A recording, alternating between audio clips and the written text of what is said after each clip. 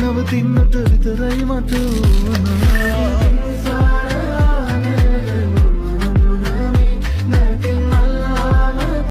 Hello ළමයි welcome back ටු මයි channel. ඉතින් ඔන්න ගොඩ කාලෙකින් මං ඔයාලව හම්බෙන්න ආවා. ඉතින් මේ vlog එක evening vlog එකක්. ඉතින් මේ දැන් මං ක්ලාස් ගිහින් ආවට පස්සේ ගත වීඩියෝ ක්ලිප් එකක්. දැන් මම යන්නේ පොස්ට් එකක් දාගන්න. මම අදින්නේ මෙන්න මේ ටී-ෂර්ට් එකයි මෙන්න මේ පෑන්ට් එකයි.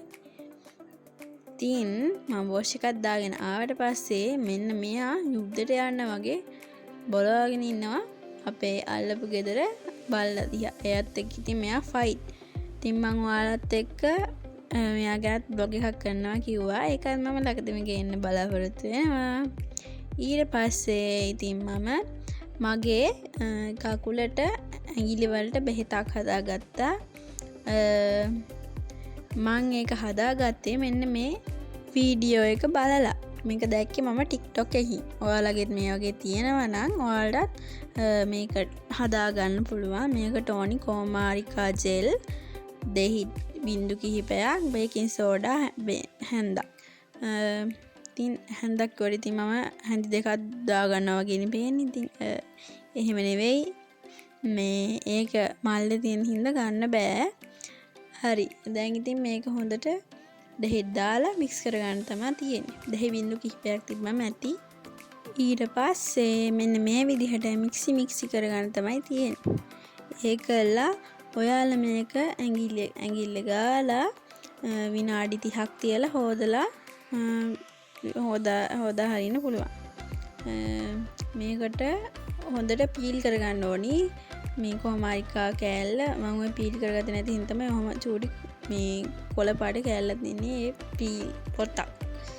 ඔයාලා හැම කරගන්න බා හොඳට පීල් කරගෙන හොඳට චොප් කරගන්න ඕනි. එතකොට තමයි මේක ජෙල් එක වගේ තියෙන්නේ.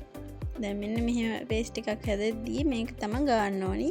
විනාඩි 30ක් තියලා හොදලා අනින් තමයි තියෙන්නේ. මේ පේස්ට් එකත් මගේ කකුලේ ගාගෙන ඉතින් මම මගේ ආසම වැඩසටහන බලන්න පටන් ගත්තා. මේ තමයි පුනාරි. මේක යන්නේ channel 1 එකේ.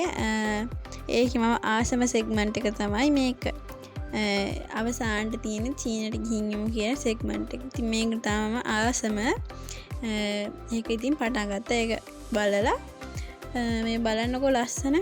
එයාලා මල් වලින් කෑමක් හදනවාද මට ඉතින් ඔක්කොම වීඩියෝ කරගන්න බැරි වුණා. බලන්නකෝ ලස්සන ඉතින්.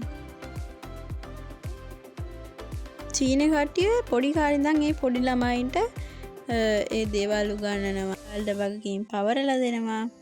ඒ වගේ දේවල් කරනවා. ඉතින් ඒක බුඩා මනසට ලොකු දෙයක් වුණාට පොඩි කාලේ ඉඳන්ම එයාලට ඒවා කියලා දෙන එකෙන් ලොකු වටිනාකමක් එයාලට ගන්න පුළුවන්.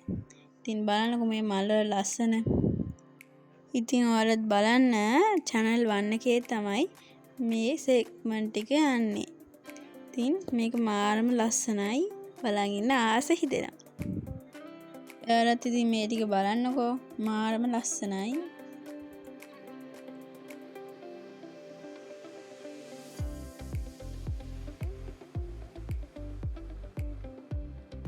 ඊට පස්සේ ඉතින් මම දහම් පාසලේ රචනාවකුත් ලියලා වොයිස් ටීන් බැලුවා. මේ ඊට පස්සේ දවසේ ගත්ත වීඩියෝ ක්ලිප් එකක්. දැන් මම යන්නේ වොෂ් එකක් දාගෙන එන්න. දැන් මම වොෂ් එකක් දාගෙන ආවා. දැන් මම යනවා පහන තියන්න.